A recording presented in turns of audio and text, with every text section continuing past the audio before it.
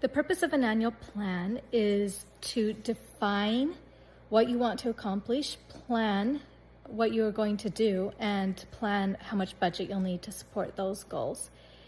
Really, truly, as an annual plan, I look at it as creating a business plan or a marketing plan and just keeping it simple. Once you submit this annual plan as well, remember to look back at it, make sure that you're getting input from your Area 70 before you plan, as well as input from stake specialists on what they're doing. Also, don't forget to teach your stake specialists these same concepts, that they should create an annual plan in discussion with their communication director and make sure that they are including a budget for JustServe. So for me, I think of an annual plan in 4 steps. First, to create the overarching purpose of the plan. Second, to add some supporting goals. Third, then add actionable items under those goals, and then add a budget to those action items. So the first overarching purpose would just be to identify the main goal that you have. It could be something like, what is the problem we're trying to solve? What are we trying to accomplish? Using, again, input from your Area 70, feedback from stake specialists, and all of the JustServe guidelines. Some examples of that could be uniting communities through service or caring for those in need. Then you'd create supporting goals. And some of those supporting goals, I usually do the rule of 3. Sometimes it'll be more, but 3 examples of ones I've used in the past are stake specialist training and support as the first goal, second, marketing and community awareness, and third, nonprofit and organization outreach. And then you'd add actionable items to each goal. And we would ask ourselves, how are we going to exactly accomplish this? How often will we be doing this? Who needs to be involved? What supplies or resources are needed? And what is the cost? And so some examples with stake specialist training and support could be that you're going to visit your stake specialist in person X amount of times a year. And you'd be thinking, okay, well, how much does that cost? What would that include? Would that be a lunch? Do I need gas? Another one would be holding monthly or quarterly trainings or working groups. And would you need a Zoom account? What about, something we do is providing materials for our new specialists just at the beginning to get them started and make it easy.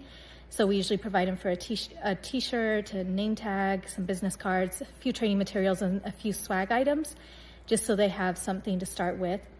Maybe ways you're going to offer encouragement and support, and what does that look like and how much will it cost? Those would be supporting details. Some supporting details that could be under your marketing and community awareness sub-goal would be things like participating in community booths, participating in parades, passing out flyers, promotional materials, swag, putting up posters or banners, advertising opportunities such as local sporting events, creating posts on Facebook or Instagram, and then some supporting ideas or action items for your nonprofit and organization outreach goal. Could be things like reaching out to larger nonprofit partners that may cover multiple of your stakes, supporting existing relationships you already have, such as giving them a token of appreciation or a small gift for Christmas, inviting cities to become JustServe cities, or inviting community youth to form a JustServe club. And then after you would make all of these goals and action items, then you would just add the budget in. So travel expenses, cost of lunches or refreshments, printing costs, booth supplies, maybe a Zoom account, promotional materials, welcome bags, any training resources. Are you going to provide a small snack, refreshments, lunch, something like that? And you want to think about, where are the funds being used? Why are they needed there? And what outcomes would these funds support? And you want to ask yourself, did we accomplish our overarching purpose with the resources we were given? At the end of the year, always ask that.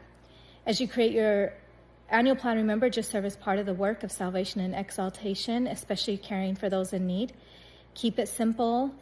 Remember to start with an overarching purpose, add supporting goals, add actionable items, and then add a budget. That's a quick, easy way to do an annual plan. Don't forget to involve your Area 70. Listen to your stake specialists. Teach your stake specialists these same concepts.